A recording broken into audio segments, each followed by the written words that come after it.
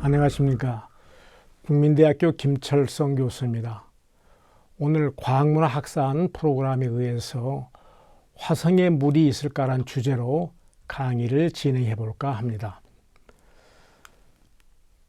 오늘 강의는 1, 2, 3교시로 나와서 1교시는 화성의 물의 존재를 밝힐 수 있는 메스바우어 기초 지식에 대한 강의를 하고 2교시는 메스바우어 분광학의 응용에 대해서 말씀을 드리며 3교시는 구체적으로 화성의 물의 존재 여부에 대해서 말씀드리고자 합니다. 제1교시는 메스바우어 기초 지식입니다. 갑자기 왜 메스바우어가 나왔느냐? 메스바우어는 사람의 이름입니다. 그 메스바우어 효과를 발견을 했고 두 번째 메스바우어 효과와 메스바우어 분광학을 설명함으로써 이걸 이용한 인공위성에서 메스바우어를 통한 물의 발견을 말씀드리려고 하는 겁니다. 우선 메스바우어 효과를 설명하기 위해서 공명현상에 대한 말씀을 드리려고 합니다. 음파의 공명이 있습니다. 우리 소리굽새가 있는데 소리굽새를 한쪽을 치게 되면은 그 한쪽에 접근시키는 소리굽새에 충격을 가하지 않더라도 같이 떨림의 현상을 단다는 음파의 바로 공명현상이 있습니다. 두 번째 원자의 공명현상은 소디움 램프에 하이볼테지를 걸어주면은 이게 노란색으로 물드는데 하이볼테지를 걸어주지 않은 램프를 접근시켜도 바로 노란색의 불빛이 들어오는 원자의 공명이 있습니다. 그러나 원자 핵의 공명에 대해서는 굉장한 부단한 노력을 했지만 발견하지 못했습니다. 그러나 1961년도에 메스바우어가 노벨상을 타는 중요한 업적을 핵공명을 이룩하였습니다. 그 핵공명은 감마선의 공명 현상입니다. 감마선이 에너지가 방출할 때는 바로 대테임 에너지가 나타나게 되기 때문에 그라운드 스테이트하고 익사이트 스테이트 두 사이의 에너지 전이 때문에 항상 발생되는 대테임 에너지가 발생이 됩니다. 그래서 공명이 나타날 수가 없다는 겁니다. 그런데 1957년 메스바우어가 대학원 시절에 이 감마선의 대템 없는 방출과 공명 흡수를 실험적으로 발견해서 1961년 30대 초반의 나이에 노벨 물리학상을 수상하게 됐습니다. 이 노벨 물리학상을 수상하게 된 그 이유 중에 하나가 바로 하이젠버그의 불확정성 원리를 만족시킬 수 있다는 것입니다. 우선 대템 에너지에 해당되는 것은 운동 에너지입니다. 2m분의 p 스퀘어에 해당되는 운동 에너지인데 m은 질량이고 p는 운동량입니다. 그러면 질량이 만약에 커지게 되면은 전체적인 R 값은 0으로 접근하게 될 것입니다. 그럼으로써 대템 없는 바로 방출 효과를 나타내기 위해서 이 핵을 자유핵으로 놔둘 때는 에너지가 방출되기 때문에 이 핵을 바로 고체 안에다 바인딩을 시킨다는 겁니다. 그럼 우리 그림을 보겠습니다. 1번 그림을 보시게 되면은 대포를 쏘게 됩니다. 우리가 명중시키려는 데는 이 제로를 향해서 대포를 발사를 시켜서 전체가 다 명중되기를 원합니다. 근데 그림 2처럼 만약에 이 대포가 호수 위에 있는 보트 위에 대포가 있을 경우에 우리가 명중하려는 이 제로 지점에서 ER만큼 떨어진 곳에 대포가 떨어질 겁니다. 3번은 만약에 호수가 바람도 불고 폭풍도 일어나고 있다고 생각했을 경우에는 전혀 명중이 안 될 겁니다.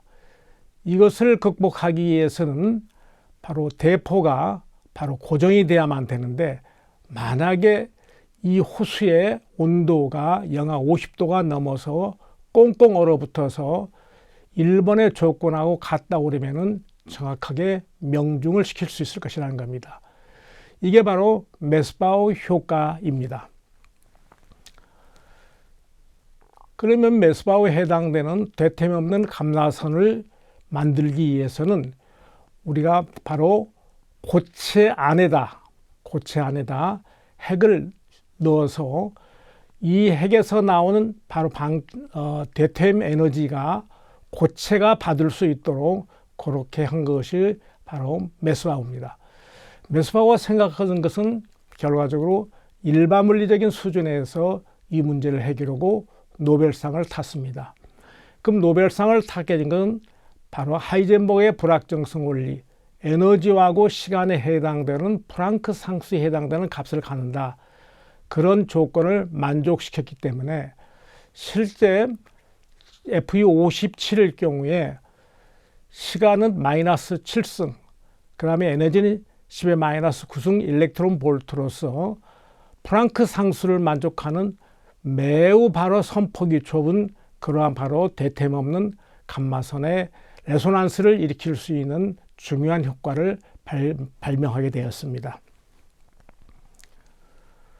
메스바우 선원은 여러 가지 선원이 있습니다만 주로 철 화합물에 해당되는 선원은 코발트 57 감마레이 바로 선원이 되겠습니다. 주로 여러 가지 물질 가운데서 우리가 측정하려는 게 철 화합물이 많고, 그 다음에 비교적 코발트 선원이 상대적으로 가격이 저렴하기 때문에 코발트 선원을 많이 쓰게 됩니다. 그럼 코발트 선원에 해당되는 것은 반감기가 약 270일이 됩니다. 요 270일에 해당되는 반감기를 갖는데 코발트 57에서 전자 포획에 의해서 FE57로 떨어지게 됩니다.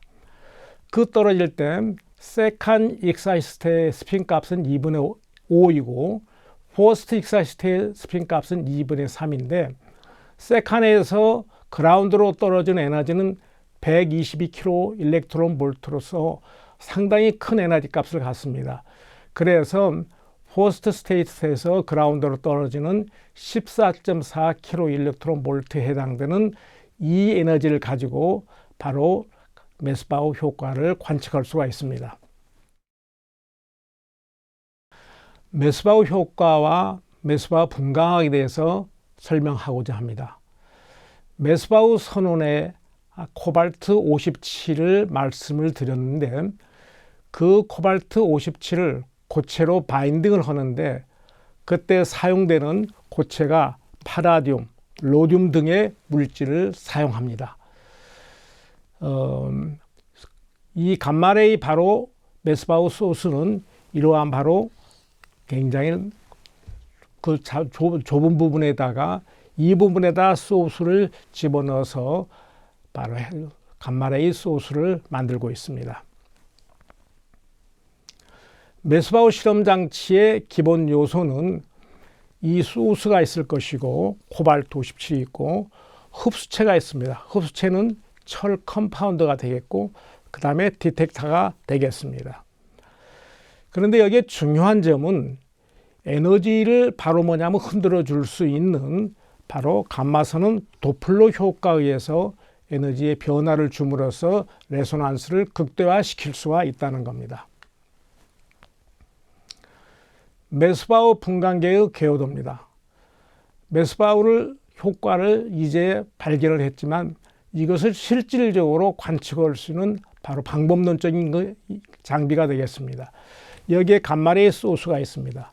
그 다음에 철이 들어간 바로 옵서버가 있고 여기서 움직임에 의한 도플러 속도를 줌으로써 이 디텍터에서 그 레소난스를 관측을 하고 그 다음에 프리앰프, 리니어 앰프를 통해서 싱글 채널에 저장을 하고 멀티 채널에 저장을 해야 됩니다.